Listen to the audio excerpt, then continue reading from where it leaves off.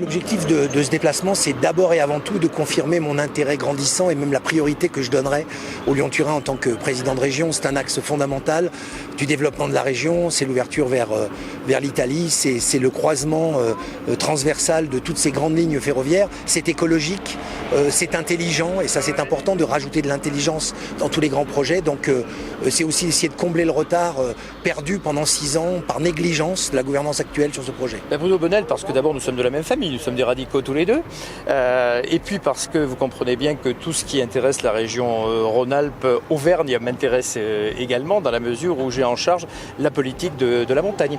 Et ayant en charge la politique de la montagne, être ici aujourd'hui, que ce soit sur le chantier d'un grand ouvrage international ferroviaire ou que ce soit tout à l'heure dans des stations de ski après la crise que l'on a connue, a pour moi beaucoup de sens. J'ai retenu 3 choses. D'abord, son ambition qui est essentielle. Deuxièmement, la qualité des gens qui y travaillent et leur passion.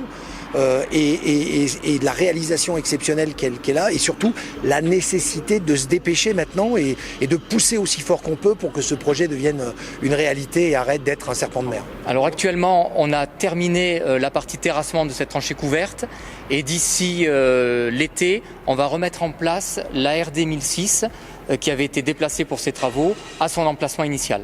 Sachant que l'autoroute A43, qui avait été déplacée également, a été remise à sa place avant la période hivernale dernière. Grâce à ce qui va être fait en termes de liaisonnement sur les gares de Saint-Jean-de-Maurienne et également la gare de Sousse à côté de Bussoleno en Italie, nous ayons des raccordements qui permettent à la fois à la Haute-Maurienne de vivre, mais également à la Alte Valle di Susa en Italie et par voie de conséquence au Briançonnais, puisque le Briançonnais est accessible de France à France via la Alte Valle di Susa en Italie.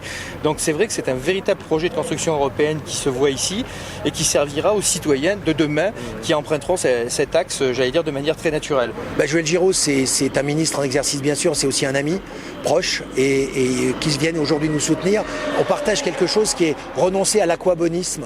Le aquabon qu'on entend lancinant dans toutes les oppositions. Le aquabon qui fait qu'on met aucun dossier prioritaire et aucun choix dans la région et on fait que des coups de com'. Le aquabon qui désespère les gens alors qu'il faut maintenant, au moment de la renaissance de notre pays, qu'il faut encourager à être plus optimiste, à regarder devant et à se retrousser les manches pour ensemble réussir à avoir une prospérité qui amènera plus d'équité et plus de fraternité.